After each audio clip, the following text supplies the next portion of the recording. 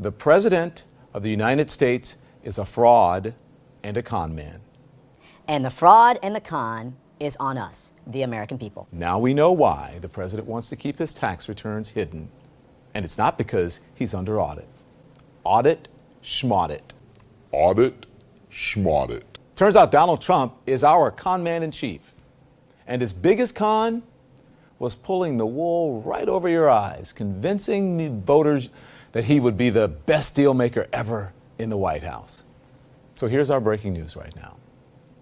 And it is stunning, except for maybe the people who knew him.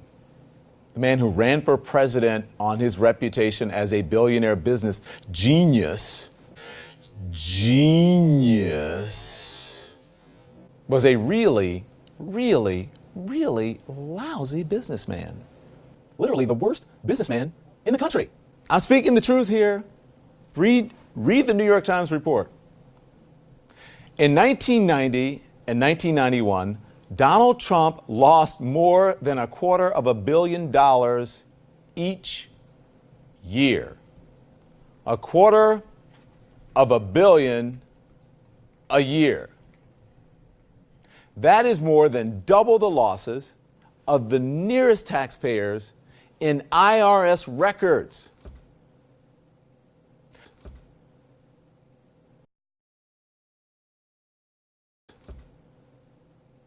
The New York Times analyzed previously unreleased figures from Trump's federal income taxes, his returns from 1985 to 1984. And here's what they found.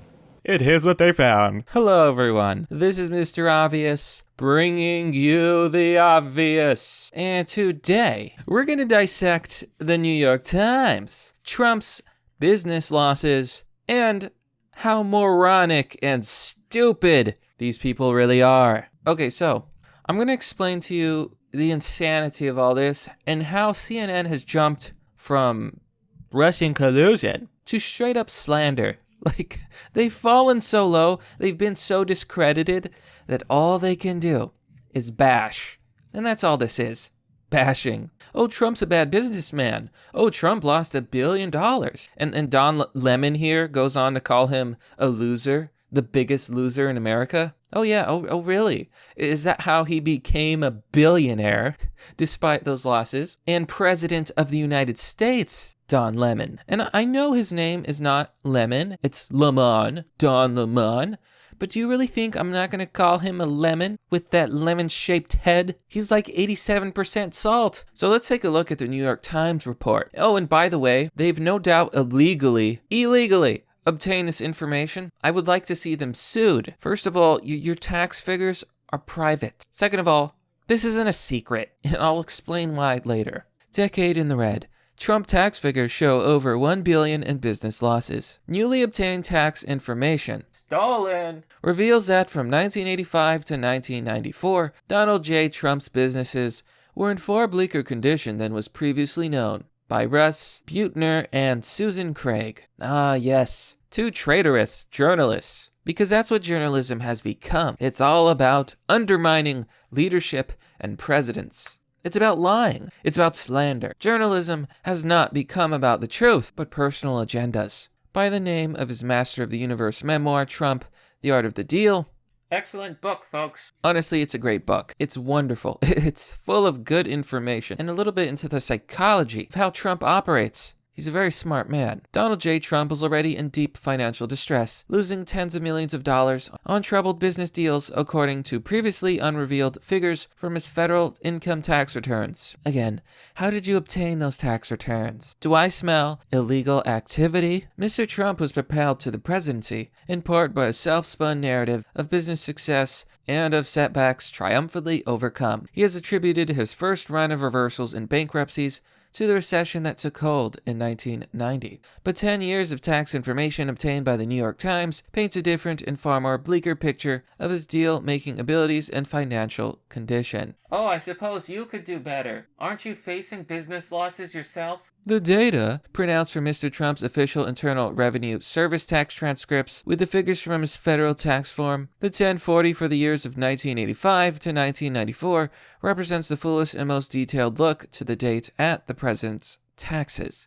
Information he has kept from public view. Though the information does not cover the tax years at the center of an escalating battle between the Trump administration and Congress, it traces the most tumultuous chapter in a long business career, an era of fevered acquisition and spectacular collapse. The numbers show that in 1985, Mr. Trump reported losses of $46.1 million from his core businesses, largely casinos, hotels, and retail space in apartment buildings. They continue to lose money every year, totaling $1.17 billion in losses for the decade. Overall, Mr. Trump lost so much money, he was able to avoid paying income taxes for 8 of the 10 years. It is not known whether the IRS later required changes after audits. And it's completely legal.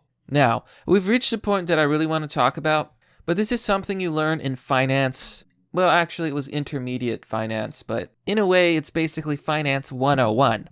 So this is a function that anyone who knows just a little bit about finance, even a little bit, should know. You can carry over losses. Now, I think it's a little bit different for each kind of business, but in some cases, losses from businesses can be carried over 20 years. 8 out of 10 years is not mysterious. This is how business works. But why does it work this way, you might ask? Well, it's to promote business and capitalism. You see, when a business loses money, they're able to carry over those losses, and this helps reduce their tax burden. When you think about it, this makes a lot of sense. If your businesses are not doing well, you're not going to be able to pay taxes, so this is a way that the IRS can help out the businessman. And when times are good, they'll get that money, they'll get those taxes. Otherwise, the business will just collapse. And that's it. Game over. It works out for both parties. And it helps support capitalism. Not to mention, there's another reason. Another big reason. Yes. Also, Business 101. Business cycles. Generally speaking, businesses go through cycles. You have expansions. You reach a peak. The peak is overvalued, so there's a recession when it all drops. After a recession, confidence is low. Then there's a depression. Then things bottom out at the trough. And then there's a recovery as people gain their confidence, and then we pass the tipping point here, and then there's expansion again, where things get overvalued, and as you can see, the business cycle moves. Now, the direction of the arrow is a long-term trend. If your arrow is going up, that means your economy is improving. If your arrow is going down, that means your economy is dying. You see, the up and down, the short-term view is not what matters in business, and this is something you learn in economics. What matters is the long term. The problem with the modern human is that we're not meant to think in the sense of a long term. We generally look at the small picture. Now imagine if I was here and this is all I saw, the bottom of the barrel. Well, I would not see that there's going to be great economic prosperity. In fact, the best time to invest is when times are bad. The worst time to invest is when times are good. However, the average person will only invest when times are good, and they'll sell when times are bad. That's why they lose money. Just some free investing tip there. It's way more complicated than that, but if there's one thing you should remember, it's that. Now, none of this is a secret. Nothing in this article is a secret. Trump even talks about it in his 1997 book, Trump, The Art of the Comeback. Trump's story begins when many real estate moguls went belly up in what he calls the Great Depression of 1990. Trump reveals how he renegotiated millions of dollars in bank losses and survived the recession, paving the way for a resurgence, during which he built the most successful casino operation in Atlantic City, broke ground on one of the biggest and most lucrative developmental projects ever undertaken in New York City, and outsmarted one of South America's richest men for the fights to the Miss Universe pageant. Order the comeback. Trump became a billionaire. He became so successful that his name is known worldwide. He's loved in other countries. Even Japan knows who Mr. Trump is. And guess what? They like him. Why wouldn't you? This man is... to call him a failure is to be dumb. And it really exposes this big part of American psychology, right? And it's also the reason that most people fail, and the reason that most people never make anything out of their lives. See, there's this toxic meme, this toxic idea in America, that if you fail once, that's it. You're out of the game. You're not cut out for it. You're just a loser. You should give up and live a normal NPC life so that you can be hired by CNN to spread your stupid opinions and squirt your salt on your viewers. Oh, Don Lemon, don't you know Trump is greater than you will ever be. But Trump is a loser. He lost money.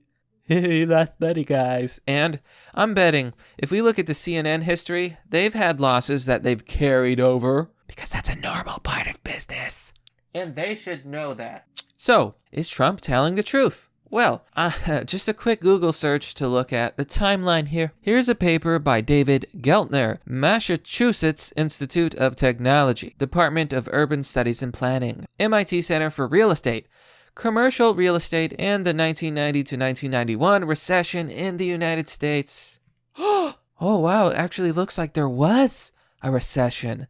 There was a real estate crash in the early 90s. If you look on Wikipedia, which is not always the most accurate, but let's just take a look at the timeline. Okay, so in 1985, the median home price was $82,000. The average home price was $98,000. In 1985 to 1991, pay attention to that timeline. Saving and loans crisis caused by rising interest rates and overdevelopment in commercial real estate sector. So already, New York Times is lying.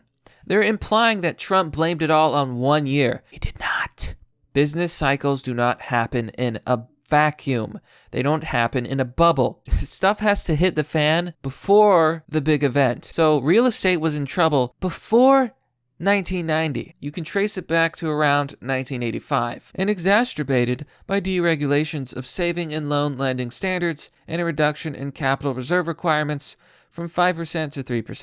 1986. The Tax Reform Act of 1986 eliminated tax reduction for interest paid on credit cards, encouraging the use of home equity through refinancing second home mortgages and equity lines of credit by consumers.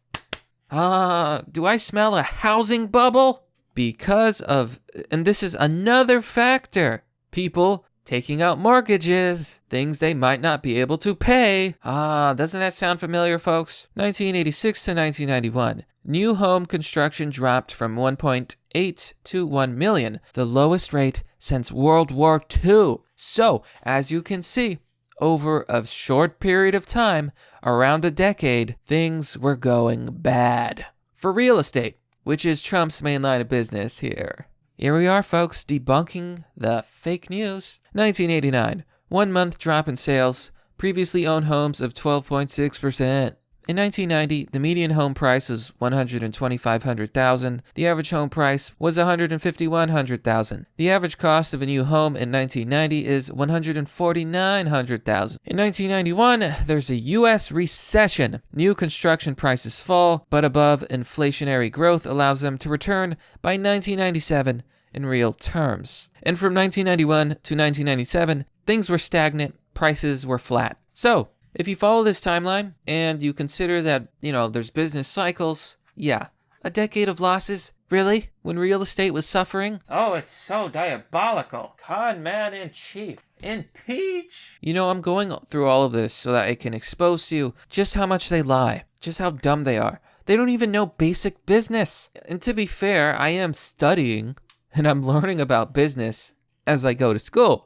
But this is basic information that even an average person, they ought to know. Hey, if I start a business, I can carry over losses. That'll help me with my tax burden. And when times are good, I can recover and make a comeback. But of course not. CNN is banking on the fact that the average person knows nothing about business cycles, nothing about history, nothing about the struggles that real estate was facing during a period of roughly 10 years. They're counting on ignorance. I don't even need to read the rest of this article. It's pointless. It's just pure slander and lies. And he should sue them just because he failed a little. Just because he failed once? Just because he failed twice? Doesn't matter.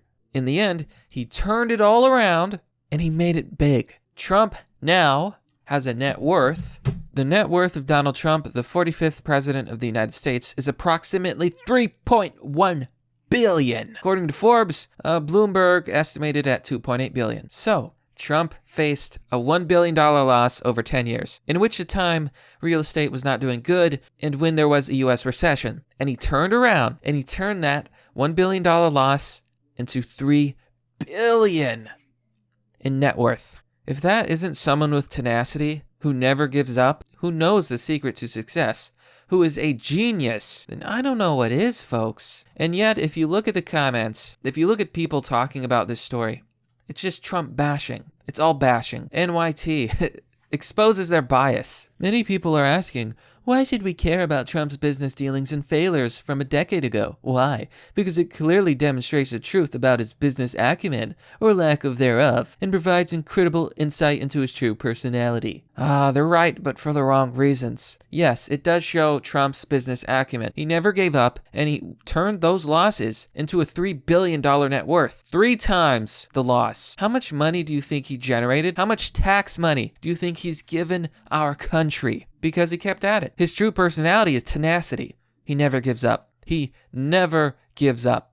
And that's a lot more than the average American can say. People like you, Jay, you fail once and then you give up. And that's why you're a loser. A loser I've never heard of. And you have the gall to badmouth the president? Give me a fucking break. This investigation illustrates what we've seen all along in his presidency.